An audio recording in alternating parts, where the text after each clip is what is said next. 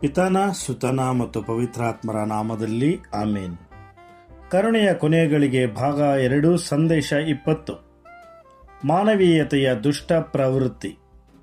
ನನ್ನ ಮಕ್ಕಳೇ, ಈ ಸಮಯಗಳಲ್ಲಿ ಸಮುದ್ರದ ನೀರು ಅಪಾಯಕಾರಿಯಾಗಿರುವುದು ನೀವು ನೋಡಿದ್ದೀರಿ, ಏಕೆಂದರೆ ಸಮುದ್ರದಲ್ಲಿ ದೊಡ್ಡ ಭೂಕಂಪಗಳು ಸಂಭವಿಸುತ್ತವೆ ಮತ್ತು ಅಲೆಗಳು ಭೂಮಿಯನ್ನು ಭೇದಿಸುತ್ತವೆ, ಅಂದರೆ ಭೂಮಿಯ ಒಳಕ್ಕೆ ನುಗ್ಗುತ್ತವೆ.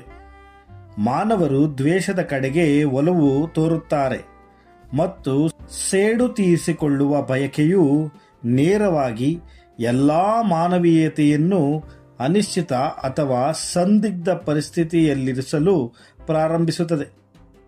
ನನ್ನ ಮಕ್ಕಳೇ, ಅಸಮಾಧಾನವು ಕೆಟ್ಟ ಸಲಹೆಗಾರ ಎಂಬುದನ್ನು ನೆನಪಿನಲ್ಲಿಡಿ. ಅದು ನಿಮ್ಮನ್ನು ಕುರುಡಾಗಿಸುತ್ತದೆ. ಇದು ನಿಮ್ಮ ಆಲೋಚನೆಯನ್ನು ಸಂಪೂರ್ಣವಾಗಿ ಮಂಕಾಗಿಸುತ್ತದೆ. ಈ ಪರಿಸ್ಥಿತಿಗಳಲ್ಲಿ ಮಾನವರು ತಮ್ಮ ಸಹೋದರ ಸಹೋದರಿಯರ ಬಗ್ಗೆ ಪ್ರೀತಿ ಮತ್ತು ಗೌರವವನ್ನು ಹೊಂದಿರುವುದಿಲ್ಲ. ಅವರು ತಮ್ಮ ಸಹವರ್ತಿ ಅಥವಾ ಸಹಜೀವಿಸುವವರ ಬಗ್ಗೆ ದುರಾಸೆ ಮತ್ತು ಅಗೌರವಕ್ಕೆ ಬಲಿಯಾಗುತ್ತಾರೆ.